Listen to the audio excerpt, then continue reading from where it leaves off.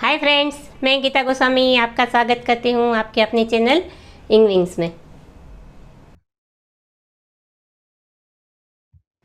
आज का हमारा टॉपिक है वोकेबुलरी। वोकेबुलरी में हम होमोफोन्स सीख रहे हैं। होमोफोन्स और कंफ्यूजिंग वर्ड्स की पूरी सीरीज़ A to Z तक के सारे कंफ्यूजिंग वर्ड्स लेके मैं सीरीज़ बना रही हूँ, तो देखते रहिए मेरे साथ होमोफोन्स, कंफ्यूजिंग वर्ड्स।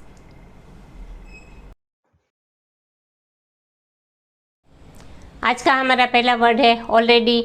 ऑलरेडी दो तरीके से लिखा जाता है। एक होता है ALL, बीच में स्पेस, और उसके बाद में लिखा जाएगा रेडी, READY, रेडी। ऑलरेडी जब अलग अलग लिखा जाएगा तो उसका मतलब निकलता है सब तैयार है, और यही ऑलरेडी को हम साथ में लिखेंगे तो ALREADY ऑलरेडी आएगा। इसमें डबल एल नहीं आएगा, सिंगल एल ही आएगा। तो लिखने के टाइम पे ये खास याद रखने का है। बोलने में दोनों सेम है, ऑलरेडी ही बोला जाता है, पर जब लिखने की बारी आती है तब ये दोनों अलग अलग तरीके से लिखे जाते हैं और दोनों का मीनिंग भी अलग अलग निकलता है। तो ऑलरेडी जब साथ में लिखा जाएगा तब उसका मतलब है पहले से ही। इन्हीं दो शब्दों को हम सेंटेंस में यूज़ करके देखते हैं।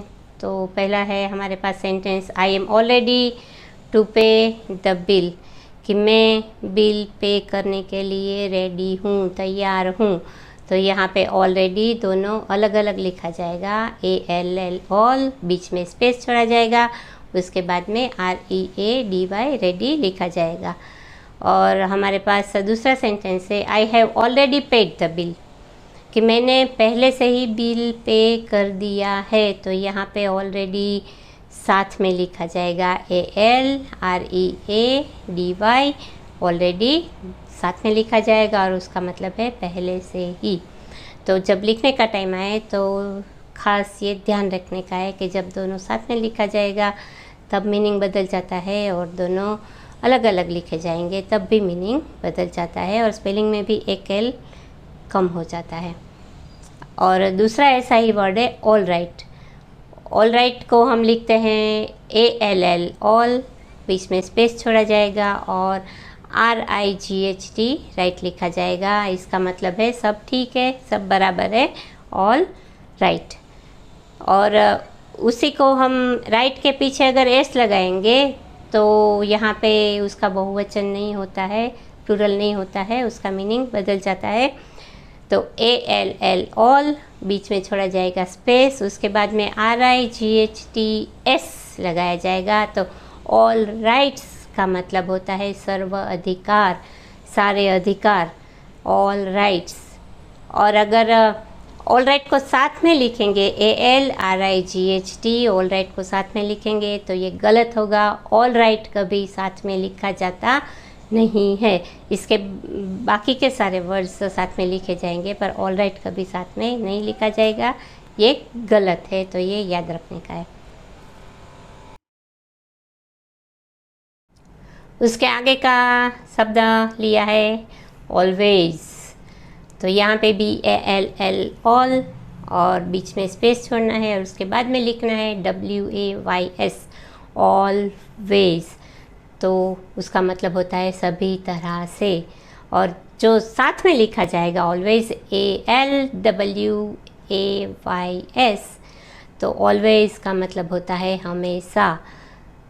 इन्हीं दोनों शब्दों को हम सेंटेंस भी यूज़ करके सीखते हैं। तो I have tried always to solve this problem, के ये प्रॉब्लम सॉल्व करने के लिए मैंने सारे तरीके ट्राई कर लिए हैं। तो यहाँ पे ऑलवेज दोनों अलग अलग लिखा जाएगा। उसका स्पेलिंग होगा ALL, फिर स्पेस, फिर WAYS।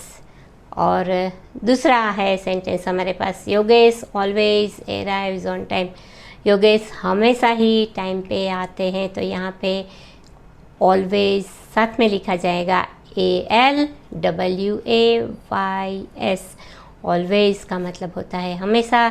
इन्हीं दो शब्दों को हम एक ही सेंटेंस में सीखते हैं। तो always are not smooth always, के सभी रास्ते हमेशा स्मूथ नहीं होते हैं। तो यहाँ पे ऑलवेज पहले का मतलब होता है ALL स्पेस छोड़ के WAYS लिखा है तो उसका मतलब है सभी तरह से, और दूसरा ऑलवेज ALWAYS साथ में लिखा गया है तो वहाँ होता है हमेशा।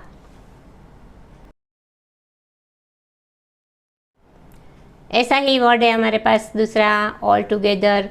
ऑल टुगेदर में भी दो वर्ड आते हैं, एक है ALL ऑल, बीच में स्पेस और उसके बाद में लिखा जाएगा टुगेदर TOGETHER। ऑल टुगेदर का मतलब होता है सभी एक साथ, मतलब पूरे ग्रुप में सब लोग एक साथ, तो वहाँ पे ऑल टुगेदर अलग अलग लिखा जाएगा।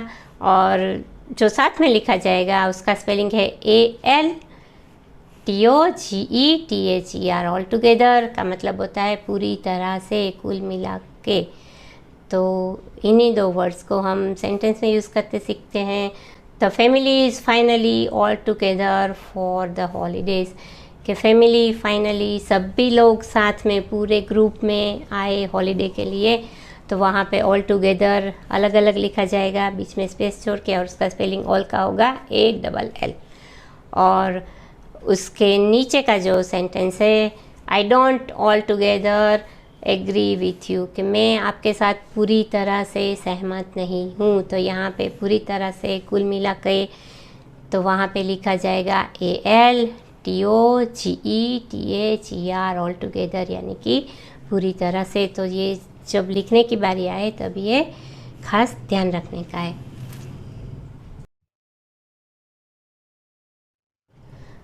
तो ये था आज का हमारा लेसन।